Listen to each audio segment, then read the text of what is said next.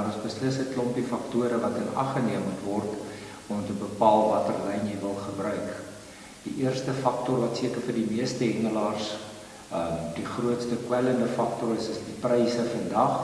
En ons weet almal dat die bemarking agter 'n produk bepaal baie keer die prys en nie die kwaliteit nie.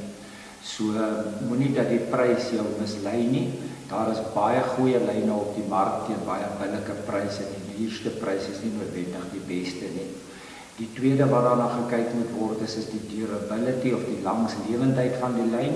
Baie van die lyne is van hoë kwaliteit, maar binne 'n kort duur is dit van niks werd nie. En veral vir ons spesiale hengelaars wat net 1 of 2 keer 'n jaar gaan hengel, is hulle dan verplig om met elke uitstap 'n nuwe lyn op te sit.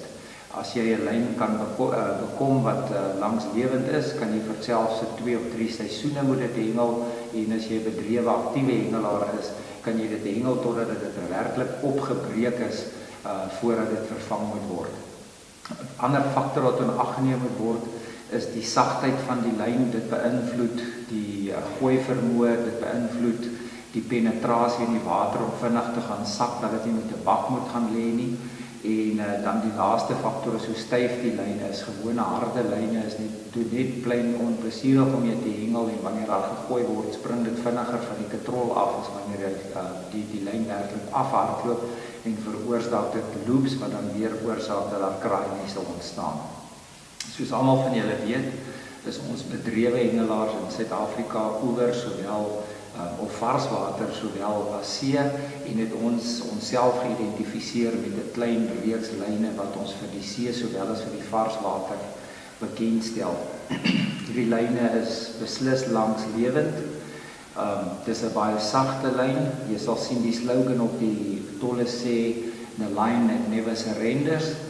Die eerste keer wat ek met die lyn gehengel het, was ek regtig verbaas geweest om te sien dat ek kon vir 'n 300 meter spoel opdraai en die katrol fisies hengel totdat ek hom leeg gooi, maar die lyn was nie op 'n stadium vrot nie.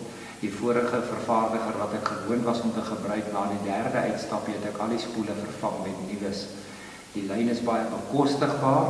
Dit is miskien nog nie heeltemal by al die winkels bekend nie, so as jy by 'n winkel kom en jy vra daarvoor en hulle hou dit nie aan nie, versoek maar net die eienaar om te bestel. Ons het 'n voorraadvragte, is altyd goed.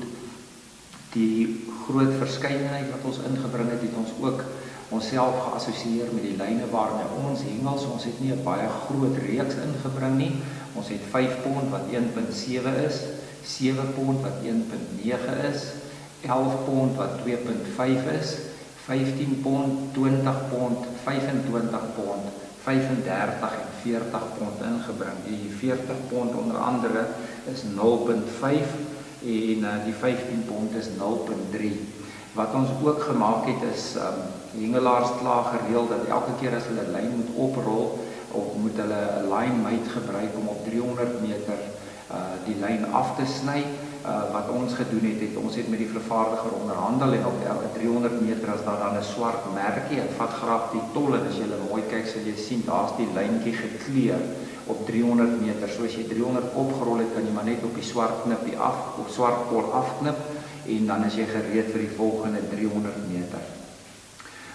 Ons versoek julle graag om met ons die lyn te gaan bekom en vir ons kommentaar te gee oor hoe julle dit ervaar. Wees verseker van ons kant af, ons hengel self met die lyn en elke persoon wat oorskakel na die lyn toe, het nog net vir ons goeie kommentaar gegee. Laaste puntjie is, die lyn kom in hierdie neongeel uit, dit kom in swart, sowel as wit uit. So ons het ook 'n redelike verskeidenheid van voorkeur van kleure vir die hengelaars beskikbaar gestel. Hoe kan ek as week bepaal of 'n lyn van goeie kwaliteit is? Dit is baie eenvoudig, rol 'n stukkie van die lyn af en trek dit tussen jou vingers deur. Jy sal verbaas wees om te sien hoeveel van die goedkoper lyne of lyne wat nie op se kwaliteit korrek is nie, wat jy fisies met jou hand kan voel, dis nie glad nie of skurf nie. Ten tweede, as jy dit doen, sal jy ook voel die elastisiteit van die lyn en dat dit baie sag is. Die laaste punt is, meeste van ons hengelaars sal byvoorbeeld in die geval 'n 7 pond lyn vat en so om sy vingers draai en sê, ag kyk hoe maklik breek ek dit. Maar onthou, hierdie is 'n 7 pond lyn. Die oomblik as ek op 7 pond met my hande trek, gaan hy breek. Om die lyn se kwaliteit te kan bepaal in hierdie geval, moet jy 'n 10 of 'n 15 meter afstand tussen die twee trekpunte skep, en om die maklikste manier om dit te bepaal is fisiese skaal in te sit en te trek en te sien waar is die breekkrag. Normaalweg sal die meeste verskaffers se lyn wat op 7 pond aandui, eers na 7 pond breek. Die groot geheim is wanneer die lyn nie is almal daar, maar wanneer jy 1 of 2 uitstappies gehad het, dan is die meeste vervaardigers se lyn onmiddellik meegeen voor 7 pond, in die geval sal dit breek, terwyl hierdie spesifieke lyn, gaan jy na 5 of 6 uitstappies verbaas wees om te sien, dat dit nog steeds op dieselfde breekkrag eers sal breek.